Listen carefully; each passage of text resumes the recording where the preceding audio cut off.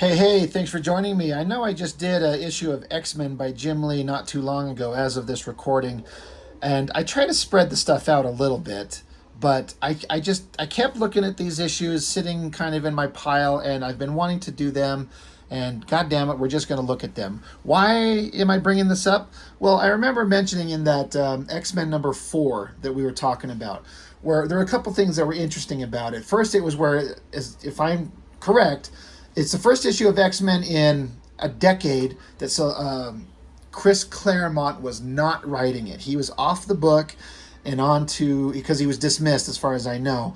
And I was also talking about how Jim Lee, his artwork, while I still thought it was amazing, and I still like it, especially in that era, I feel like he was trending towards more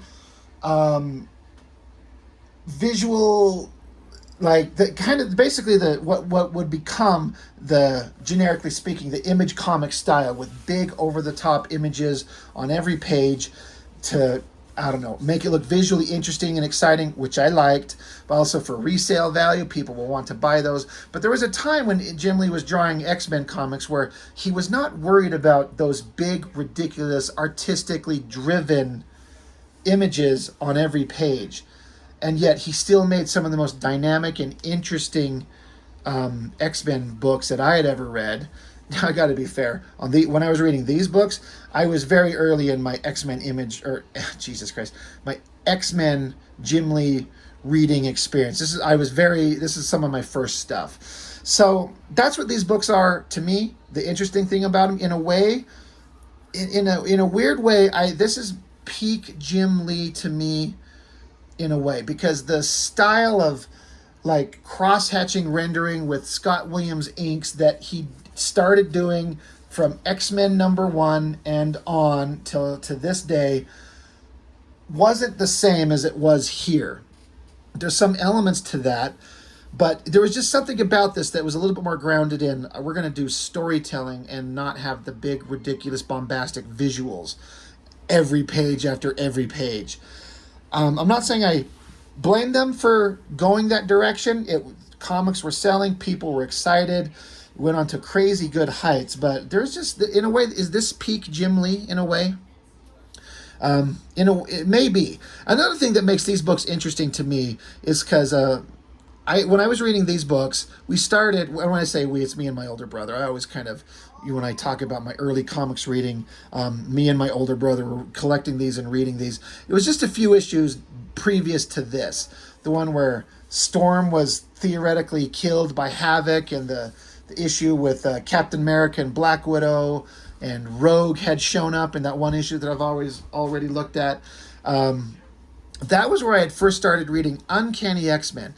But at the same time, I was reading classic X-Men, the reprints of the old issues. And so to me, there was a very interesting, it was a really intriguing and interesting way to be introduced to the X-Men. I was aware of them vaguely, but I started reading them because they were very popular. And I'm reading classic X-Men, which was the peak X-Men era of Claremont and John Byrne drawing. Claremont writing, John Byrne drawing. And they were kind of at the peak version of themselves, with the introduction and the addition of the team of Colossus and Nightcrawler and Storm and Wolverine to the original crew, and the whole Phoenix storyline, the peak of X-Men stories, the Dark Phoenix saga. I'm reading those books where the team themselves and their universe were at their peak strength, and then I'm reading Uncanny X-Men where the team has been decimated. They're like gone. There is this Siege Perilous thing. The main team is nowhere to be found, or they're being rebirthed into like weird versions of themselves.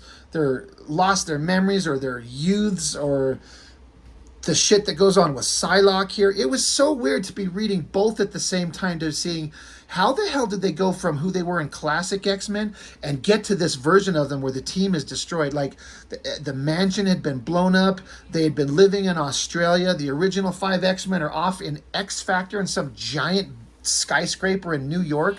Like, how the hell did they get from there to here? And I don't mean that in a negative. Like, it seemed like, holy shit, some crazy shit happened in between.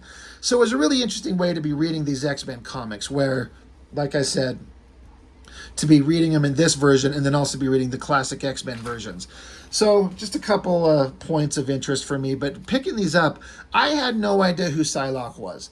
I've only ever read Psylocke when she was this version, the version that she became, the classic Jim Lee ninja hand version. Any version of her that was previous with that cloak and her purple hair and she was British, I never read any of those issues on their own. I never read those. I just was only like, I'm like, who? What? But this story made it really interesting. I understood that she was an X-Man and something happened to her. Let's just get into it. I just got done doing some other videos for the channel and talking about how newsprint can look really good or really bad. These copies of these books are pretty beat up. And they look good, but they also are not in the greatest shape. And the newsprint, the coloring can be so dull. But for some reason, it kind of works. And so I got just done talking about how Jim Lee had not quite moved into the big, ridiculous, over-the-top imagery, but he would still, he kind of knows when to do it. And I assume this is also Claremont saying, well, I was going to say page one, not this is page one, but splash page of Matsuo Sureyaba, if I'm saying his name right? It's an interesting way to pose him. He's like, is he sitting up on a desk, crouched over? Who would have, I wonder if Claremont dictated that. Or if we just said the Mandarin, because these are acts of vengeance. That was an interesting crossover where villains from other heroes are trying to take on fight heroes. Villains are trying to fight heroes that they've never done before. See if the Mandarin, who's normally an Iron Man villain, can maybe stand up against the X-Men. Things like that. There was some interesting concepts going on there. But so you got the Mandarin in the background, and then this guy just sitting up on this desk. Kind of weird, but kind of awesome, too. And then there's the Mandarin standing in full jacket outfit. I also like Jim Lee's artwork. You'll notice that the way he started getting into the X-Men, the new X-Men series, the highest selling issues of American comics ever, the cross-hatching line work that he does on faces that he gets into, none of that exists here. It's more traditionally done facial features and rendering. And I kind of like this better. It's kind of hard to explain why or how, but this stuff just looks fantastic. I mean, I like this shot. This guy in this black outfit, this black suit. I like that it's just flat black. It's pretty awesome. It looks really good, but does that look like a standard Jim Lee face, any of these? They really don't, but that's something I really like about it. And then the story, this is another point that I got to thinking about this specifically, and I don't know if I've mentioned this in any of my other videos, but I'll just do it again anyway. As I watched the cartoonist kayfabe guys, Jim and Ed, talk about X-Men and this type of stuff, and Claremont, they talk about how so much of the stories, for as much as Claremont drove the characters to the heights of success and popularity that they are, so much of the story elements are so... they're so convoluted and they're so ridiculous and there's so many points where they're going off into the wind, and they're like, often they'll say that they're kind of unreadable. And I was like, in my head, I'm like, well, what are you talking about? I remember reading them and I remember enjoying them, and my memory of them is very positive. But as I thought about it, what I remember and the parts that I love are just the basic bigger story points of each issue, and not the little ridiculous, overly complicated minutia story points that are going on that Claremont just can't but help go whole hog on and just be so crazy. Like some of this shit. I remember reading it and I'm like, you've got this, I guess this is Psylocke as a kid, and she's interacting with her brother, but then there's also this mental manipulation going on, so she's imagining she's a World War II fighter or something. All this, it's like, what in the hell is going on? It's not this shit that I remember. It's the stuff that comes later with Psylocke and this stuff that I remember, and this stuff is good. So does that make sense what I'm saying? They're so crammed with so many, it's so overly stuffed. But what I remember are the big cool parts, and that is a really good story. Claremont is legitimately writing good stuff, but all this little shit that he stuffs in here all the time, like all of this nonsense, I don't remember that at all. And this is the stuff that those guys are talking about. Like it's so overdone. It's unreadable. It's impenetrable if you're a new reader in a way. Anyway, I hope that makes sense. I see this where these kids were imagining that they're fighting, and suddenly they have this like weird psychic vision of them as warriors of clashing swords, and they're like, what the hell was that? I can't even tell you what was going on, but this sparked an idea in me a long time ago that I always kind of wanted to do. I don't think I have the artistic skill to kind of pull it off, but I had this idea because as a young man myself, as a very young kid, I had a very vivid imagination, and I would imagine that I was a soldier or a warrior or a superhero as a very small kid and fighting with my brothers or my friends or something like that. So I imagined doing a book of kids imagining, like doing their imagination play, and then just showing them be just kids and have like little wood swords in their hand and clacking them together, but then flash over to a splash page of a real, like a very seriously rendered serious image of like grown adults with swords and bloods and guts, and then have it go back to just the kids again, and then they transition over to being soldiers, and then there'd be a splash page of them as like soldiers for real. I don't know if that's probably been done before, but just the idea of just taking the opportunity to draw like a cartoony, whimsical couple of kids like Calvin and Hobbes playing, but then it shows more serious drawings to show kind of what the kids think that they are in their head and illustrate it that way. It's just an idea I had a long time ago, and it was all sparked from this right here.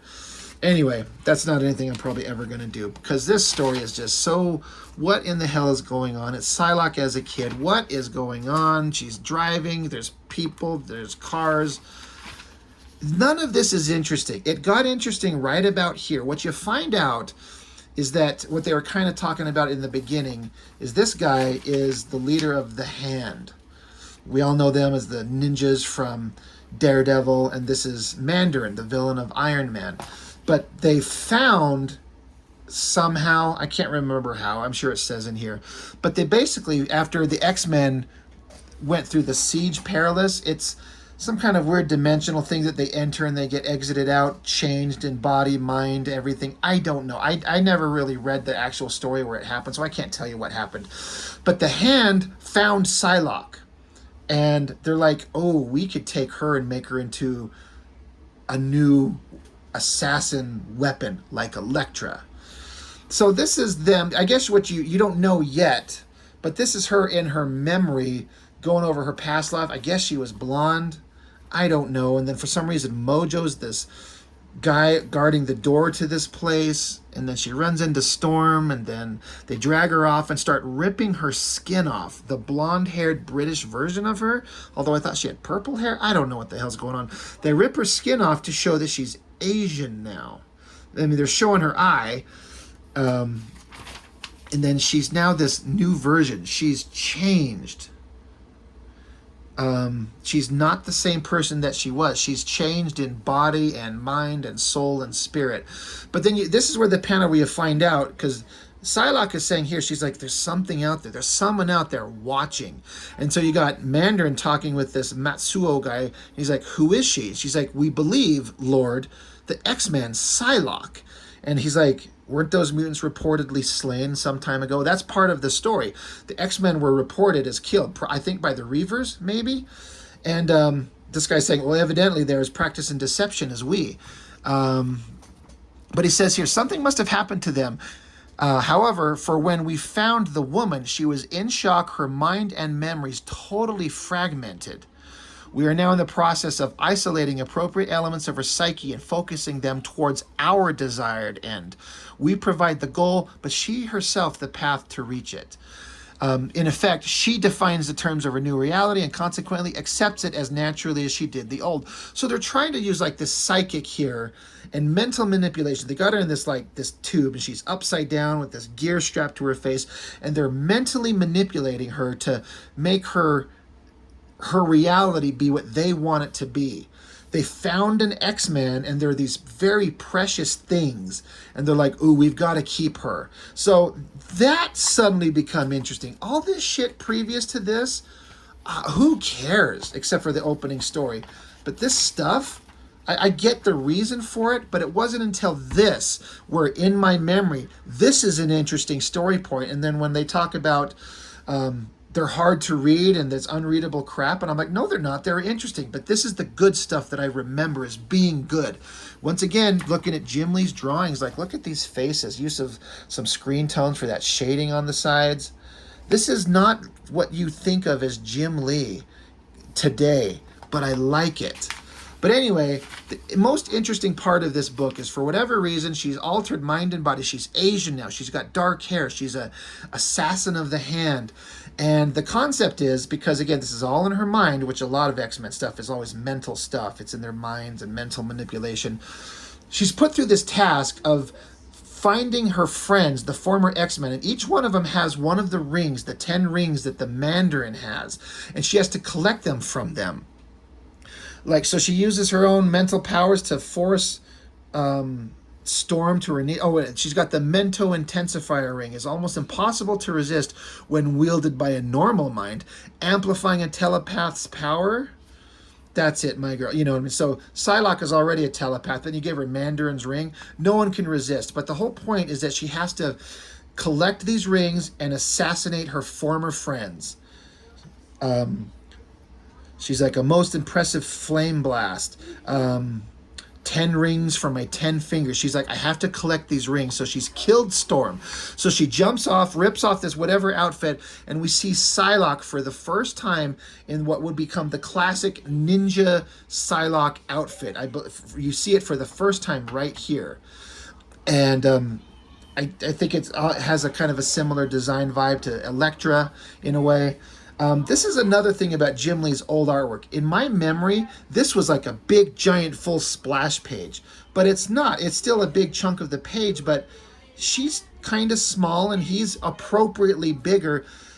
This is one of my first memories of Colossus looking incredibly powerful and awesome. Not that he didn't look that way in the classic X-Men books, but it shows the size and difference between a giant, muscular metal dude and slender, sexy as shit Psylocke. I mean, man, Jim Lee was known for drawing sexy girls, and I like this version of his female figures where they're very attractive, but it's not a full page spread and the over the top posed stuff that he would do. There's just something better about it. I got so many different elements to talk about: the art, the story, the newsprint, the nonsense of the story points going on here. I don't know. God, my books are in such terrible shape. They're just falling apart. But this is really good. I like this. And so she takes a freeze ring that she got and freezes him. And this is one point that I've always thought, do you wonder what happens when metal form such as yours is subjected to the absolute zero cold of my ice blast? It grows very brittle. So she freezes him and just flicks him, and he shatters to pieces and collects his ring. So again, she's killed Storm, she's killed Colossus in her mind. She goes along. There's Dazzler. And Dazzler sees Psylocke way up here in this thing, so Dazzler just blasts at her, vaporizes her, so she thought. But no, she just uses her mental ring to distract Dazzler, fries her dead, and collects her ring. Super easy. Another beautiful shot of her right here. Again, a sexy drawing of the girl, but Jim Lee were to do this today, it'd be 3/4 of the page and over-sexualized in a way. I like this simple, small drawing. She's hot, but he's more interested in telling the story. And I like that her hair, it's like this sleek, straight black hair, and I love the way it's flowing over her head. He always makes her hair look really good. It's very different from Rogue with that big, wild, poofy dude that fits her personality. Going on to Havoc, he's running from these bad guys. He jumps over a ledge on a building. He's barely hanging on. And Psylocke is up there at the top. She's like, give me your ring, hand it off. So he hands it off, and then she just blasts him dead. So she's got that one there. Runs across Rogue, speaking of her, and Ms. Marvel, how they've beat the shit out of each other, and they're dead. So she just collects it up. And then her brother, Captain Britain's helmet, comes fallen into frame. She gets blasted, and there's some character named Slaymaster. Never heard of him before or after. He doesn't look awesome at all. And so She has to fight him, and the mental fight that they're having is getting a little bit tougher. The psychic is struggling, and it's not go. She's resisting their influence, but she's still undergoing the mental manipulation. Another great drawing. He makes her look so damn good.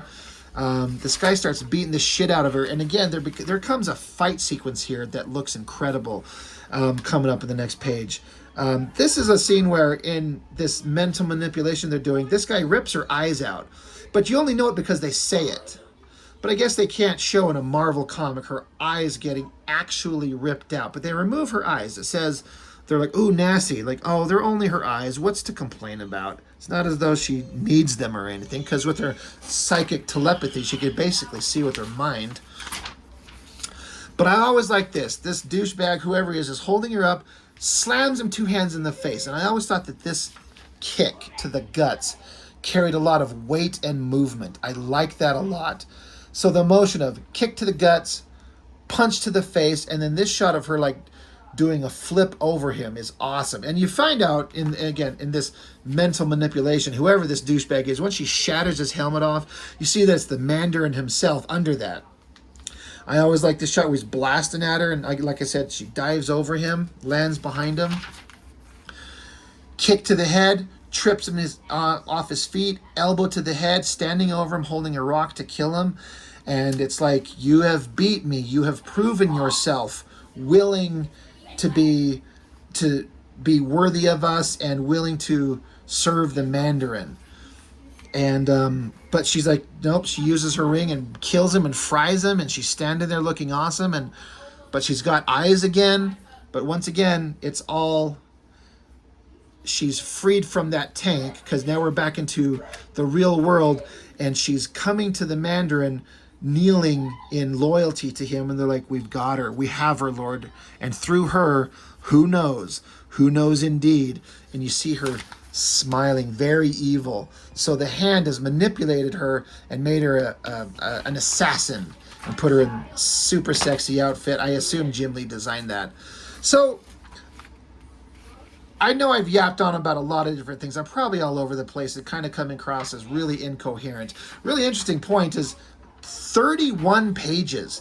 As I go through those classic X-Men books with John Byrne, I was notating how they're like 17 pages alone, but this one, 31 pages. And I mean, I guess that would include, there's ads in there. So there's an ad there and there and there. So I don't know. I'm not going to count up how many pages of actual artwork, but it's almost a double-size issue. Like this point right here, this is page 17, but then you have all this other story. So it's a big book, no letters pages or anything like that at the end. It just flips open to the back, and then it's over. It's done. Another interesting point, I thought this cover always looked awesome, but I wonder what the mindset was, is because I always thought this single blade weapon, it's metal. It's not her psychic knife like she has here, which is fine, but kind of, it's, I don't know. I always thought that this version of her in this awesome armor and this blade weapon, like Wolverine's got his claws, but this blade weapon would be probably part of her armor. It was never ever used for anything. So I wonder what, like, did they think she was going to have a blade weapon, but later on they decided to give her that psychic knife, the focused totality of her telepathic powers. I just always thought that was really interesting, and it's just one of those things that was never ever utilized for anything, but that was on the cover. So we went on an entire 31 pages of story to show that Psylocke was found, the hand got a hold of her, and has now turned her into an assassin.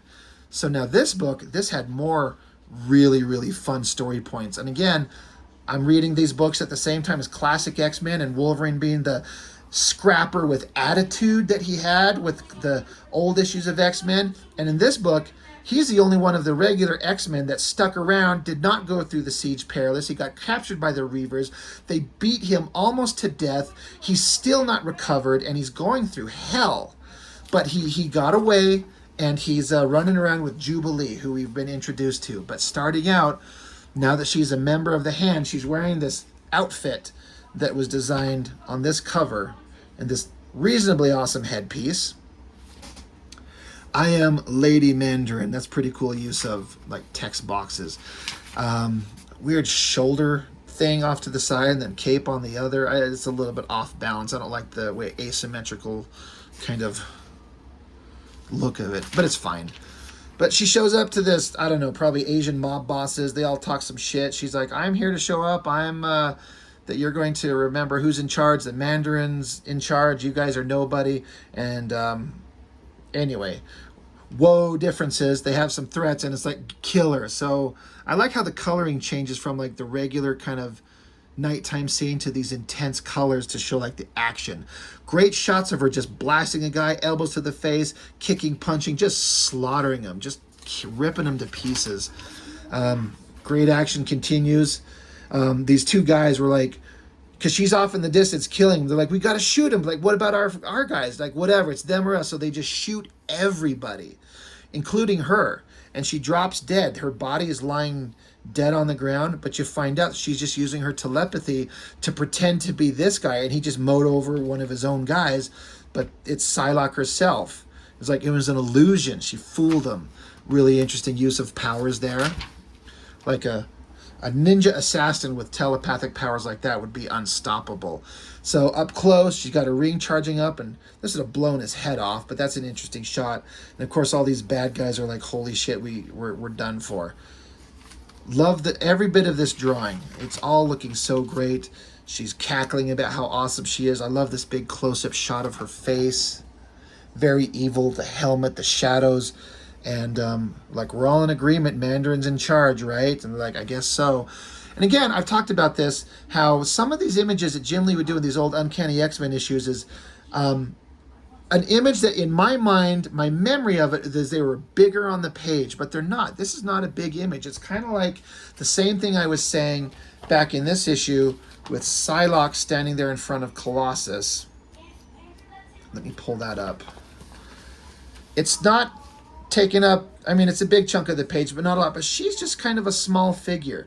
But she's dynamic and memorable. Same thing here. I love the pose. She's just kind of reveling in the glory of her skills, her abilities. She won the battle. She's awesome. Cut to, what I think it's Hong Kong Harbor. Little boats floating around. It's got Jubilee in there and Wolverine. But the regular people don't know this is Wolverine, but they know him as Patch, a guy like a very important guy in. It's probably not Hong Kong. It's probably Madripoor, if I'm remembering correctly. But everyone knows Wolverine, but not as Wolverine, but as Patch. You wear an eye patch over his eye, and that's a disguise. I guess it's no worse than Clark Kent with, Superman just wears glasses. But speaking of, as I was in the previous issue, with nonsensical, extra, unnecessary story elements, again, Wolverine had been captured by the Reavers and had the shit beat out of him. He came close to death. Like, they almost killed him. And he is not well. He's not healing the way he used to be. His mental facility, his mental health is poor. Why do I say that? Because he sees like ghost versions of I believe it's Carol Danvers and Nick Fury, friends of his, and he sees ghost versions of them, and they're talking to him, and he's talking back, and Jubilee is like, who are you talking to? What is going on? She just thinks he's out of his mind, but she kind of rescued him because he was strung up on that big, he was crucified, but on an X, and he got away, and she watched him free himself in the rain and the storm and grabbed onto him and got him out of there and had been trying to help him. He tumbles to the ground because he's just so out of sorts, and he's bleeding again. He's like, no argument there. She's like, you need a doctor. He's like, I'll be fine.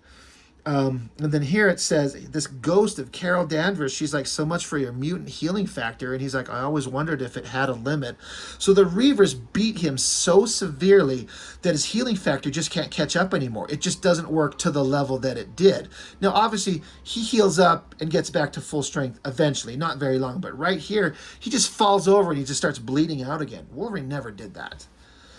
Great shot of his face. I love this version of Wolverine.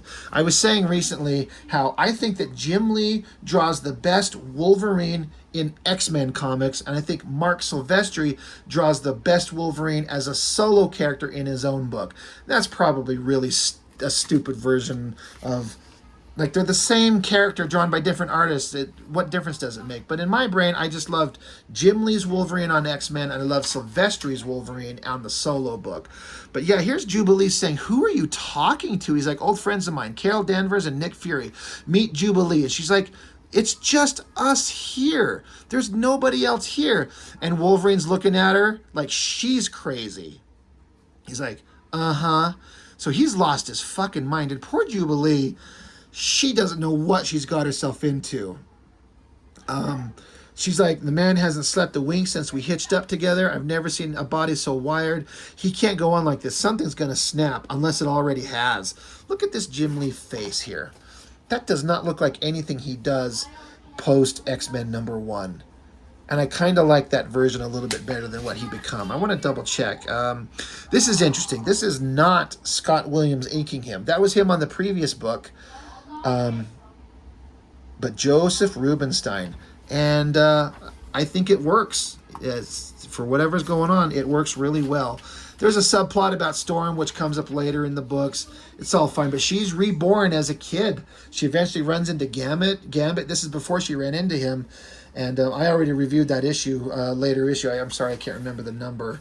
But where she's a kid, but she hooked up with Gambit for the first time and was running around and kind of learned to find out who she was after being reborn as just a child.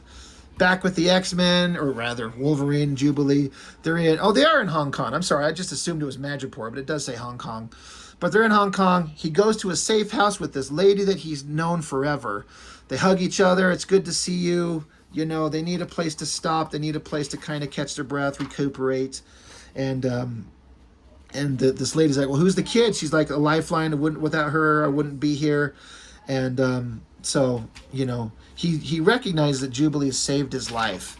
And this is interesting because they're just talking in the background, and Jubilee's just looking around. This is an interesting thing I always liked. There's this picture on the wall. God, I really like this version of... I'm sorry, I keep trailing off here. This version of Jubilee looks pretty fucking awesome. I like her. The hair, the glasses. It kind of works. I like it. But there's this picture on the wall. She's like... this girl here in the picture is this girl here, but Jubilee's noticing how she used to be, when she was younger, she was very slim and trim, and here she's very big. And but she's like, "There's Wolverine looking young." But she's like, "That Blade Runner city in the background, where the heck were they?" I don't know if that was ever explained. Where were they? Is this just a random thing Claremont threw in there, or is this something I'm supposed to know? Or is this Blade Runner city Madripoor, since they're in Hong Kong? But anyway, the lady here, she hooks up Jubilee with like her daughter, and those two kids get to run off and go be kids. That's all fine. We're not really worried too much about that stuff. Wolverine plops down. He's in bad shape. And Wolverine, the lady's explaining how Mandarin's consolidating control over everything, and Wolverine's like, "Shit, he doesn't want to get involved, but he may have to." Anyway, cut to the South China Sea. This is another one of those scenes where, with all the nonsensical extra stuff going on, these are one of those scenes that I remember really liking. We're cutting back to Psylocke training against the ninjas on these floating hover pads. The finest example of sustained anti-gravity on the planet. So she's training against these ninjas, hopping across these floating like discs in this giant open area. This is going to be a level on a video game, honestly. And again, I keep bringing this up. I do this a lot. I really, really love the way Jim Lee draws Psylocke. The angles on the body, the angle on the face, the shoulders, the back, the hips, it all looks so good. This shot of her flexing and zapping the guy, I love it. It looks so good. Another sexy shot of the girl, which again, Jim Lee, we all know he becomes very popular for drawing as hot girls. But look, it's just this little tiny drawing up there, and it still looks good. I like this angle on the face, the eyes, the nose, the mouth. That's a hard angle. I really like that close-up shot of the nose and the mouth there too. And then, of course, this is something that I remembered as a kid. She's like in a bath now after her training. She's getting herself all cleaned up, like, oh, almost naked girl by this artist who draws hot girls. I'm like, this Jim Lee might be something. I'm a early prepubescent teen. You're showing me shit that I'm interested in. Even this right here. Like, that's pretty daring. I like that shot. the gesture of his hand, although his hand looks kind of weird. That's the first time I've ever looked at it up close, but that's a really weird looking mutant hand. But the look on her face there, I just love his artwork. This is just such great Jim Lee work. It looks so damn good. But the best part of this book is coming up soon. This is where the Jubilee and that other girl are out just doing... We're not going to worry about that. And then we cut back to more nonsensical extra story points. Claremont always has to have extra shit building in the wings, going on to more stuff. Legion and Lorna Dane when she was like a giant She-Hulk character. I don't know what was going on here.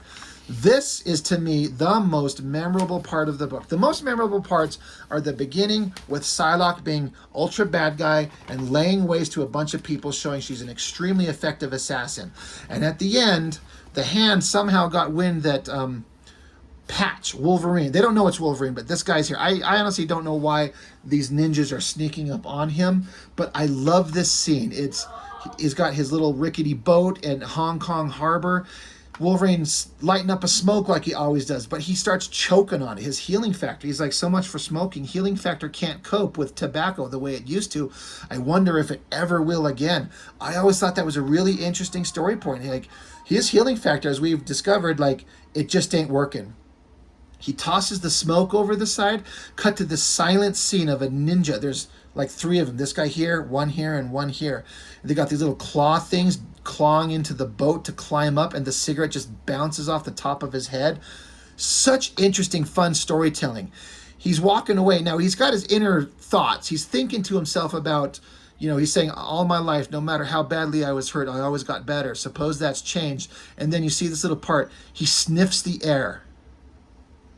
It's a subtle hint that he can smell these guys coming, but he doesn't let on. So it cuts back to, because again, he's in a harbor, there's all these other boats, and all these guys see the ninja crawling up onto the boat, and they're like, shut up, you fool, they're here. They'll hear, who? The Hand. And like, that poor man. Should we warn him? Call the police? And they're like, you do anything. You sign all our death warrants. Those assassins never forget and never forgive. So interesting, like they all see it coming, but they don't dare say anything because the Hand has such a reputation. They get on the boat and the ninja's like, he's gone. Where is he? Like, he's got to be here. Like, keep looking. And they hear the sound of Wolverine's claws popping out, this look of shock, and he just busts through. He knew they were coming. Awesome Jim Lee. This is where Jim Lee suddenly starts rocking it so hard. He does the best Wolverine. And I like this black outfit he always wears. Jumps at the ninjas, just starts carving them up. Although it's very bloodless, because of course it has to be. Like, he's got this one guy in he's choking him out here, slashing this way. A ninja chops at him. He's like, his adamantium laced bones can't be broke. But he's like, that doesn't mean I like being cut. So he chops, kills that guy. And then he thinks he sees Jubilee, showing off her fireworks. He's like, oh, she showed up. She sees that I'm being attacked. So she's using her powers to distract them. But she's like, but this is wrong. The kid doesn't sound like herself. And then you see that it's Lady Mandarin. She's using her telepathic powers to show an image of Jubilee that's not there. She jumps down. She's like, give up or suffer the consequences. He's like, yeah, whatever. They get into a fight. She's like, with my telepathy, I know your moves before you make them. He's like, well, how come you just missed? I like that. She's touting how awesome she is, but he's like, nope, you didn't get me. He's like, what's the matter, lady? Never fought a body to whom thought and action are one? Live and learn. I love this shot. He chops at her, slices, and this like uppercut smashing her helmet off. You think that would cut into her or something, but a lot of action and energy and movement. I love this whole scene. This is one of my favorite memories of Wolverine from reading his early adventures. Early adventures for me, some of my first readings of him. This is what made me think he was awesome, because I know he's a super badass, but he is not at peak strength. He's at half strength at best. His healing factor not working. His mental sanity is in question. But he knocks the mask off her and he recognizes her. Even though she's been changed in body and mind, he recognizes her face as like, it's Psylocke. He's like, so that stops him. It gives him pause just enough so that she can zap him with the mental, her psychic knife here, the focused totality of her telepathic powers. And he's like, a momentary rapport forged between us by my mental blade, have betrayed your secret. Now at long last shall the hand be revenged on one of its greatest foes, Wolverine. And I don't have the next issue, but I love it where this is all resolved. There's an important point that was made right here. Her making mental contact with her psychic knife into Wolverine is what has freed her from their control. It doesn't come to fruition until a little bit later, but she was fully under control by the hand, but connecting with Wolverine's mind is what breaks her of that. And they eventually team up, and it becomes Wolverine, Psylocke, and Jubilee, and they become a team together and go off on some fun adventures leading into the Extinction Agenda. I wish I had the next issue. I don't think I actually have a copy of it. I wish I did, but my brother has the early issues. Anyway, this went on way, way longer than I intended it to, but I love these issues, his art, and the basic stories behind it. Like I keep repeating myself, that extra nonsense, if you just kind of push that aside and just focus on the main story, with them finding Psylocke, she's an XMen. This is a very valuable resource. They grab her, they turn into her a weapon, and then she takes on Wolverine. This is one of the coolest covers ever. I love that so much. It looks so good. Great books. Jim Lee's artwork, maybe his best. It's arguably his best work. And I know there's a lot of, people, maybe if you never read his work like this, and you were only introduced to Jim Lee in his later style where it's bigger and more exciting and bigger images per page, you might look at this and find it boring. I don't know. I kind of like it better in a way. Anyway, I've gone on way, way longer than I intended to. I love these books. And a lot of it is nostalgia. A lot of it is early reading for me as a kid and just going like, these are so goddamn good. Let's see, these were printed in 1990, I believe. Let me double check that. This is December of 89 and January of 1990, and I'm born in 77, so I'm just an early teenager discovering comics and loving everything I was reading with the X-Men. It was just so good, and Wolverine became my favorite character. And in a way, this version of him is still my favorite character. So anyway, that's all I've got for now. Thank you for joining me. I appreciate it. I'd love to hear your thoughts on all this and if I made any sense and if you agree or disagree on anything I said. So that's it for now. Thank you, and I will see you on the next one.